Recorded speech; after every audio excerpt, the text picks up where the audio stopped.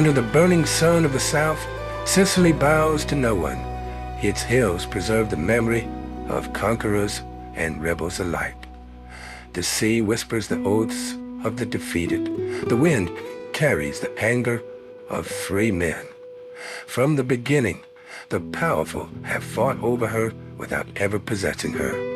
For this land belongs only to those who love it to the point of pain, to those whose blood mingles with its dust and whose gaze refuses humiliation. Here, justice does not descend from the sky. It is torn from the earth. And on this island where chains have too often clinked, a name was about to be born. A name the people would pronounce like a cry of pride and defiance. Salvatore Giuliano. He was not born a bandit, but a free man. Son of a land where poverty stood in for law, he learned early that injustice wore 1,000 faces. When hunger entered the homes and rifles answered prayers, he took up arms not out of a thirst for blood, but out of a refusal to remain silent. In the hills of Montelepre, he became the echo of those no one listened to anymore. Peasants saw in him the revenge of the poor, the powerful, the threat of the people. Soon, his name crossed the mountains, carried by dust and fear. Salvatore Giuliano was no longer a man. He was becoming a symbol. They wanted him to bend, to return to an order built on fear. But he walked alone through the mountains, defying masters and clans, the state and the mafia. Each bullet fired at him seemed to awaken centuries of humiliation. He was not fighting for himself alone, but for all those condemned to silence. The lords called him a criminal, the newspapers a traitor, but in the villages, mothers prayed for him as for a lost son, for in him the people recognized their anger and their wounded dignity. Giuliano became the embodiment of a simple truth.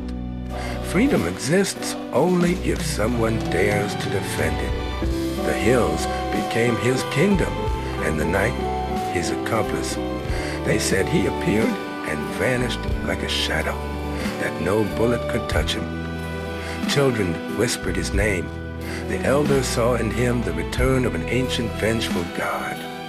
He delivered justice where the law was bought and shared the spoils with those who had nothing. Each gesture fed the legend. The powerful trembled. The people hoped. Between man and myth, the boundary blurred, and Giuliano walked alone, bearing on his shoulders the weight of a dream too vast for a single heart. Bullets had not defeated him, but promises had. Around him, alliances darkened, faces changed their gaze. The powerful he had challenged understood that he had to be brought down not as a hero, but as a traitor. Then, one morning, in the dust of a garden, Sicily found her son lying lifeless. His body was displayed like a trophy in the belief that the myth could be silenced. But spilled blood feeds memory, and his name was etched even deeper into the stones. For one can kill a man, but not the revolt he has awakened. And that day, in the burning silence of Montelepre, Sicily understood that justice had just lost its last face. Time has passed, but his name still burns in the dust of the roads.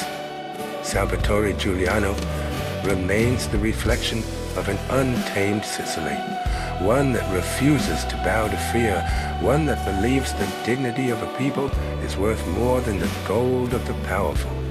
For some, he was an outlaw. For others, a martyr, a cry of freedom.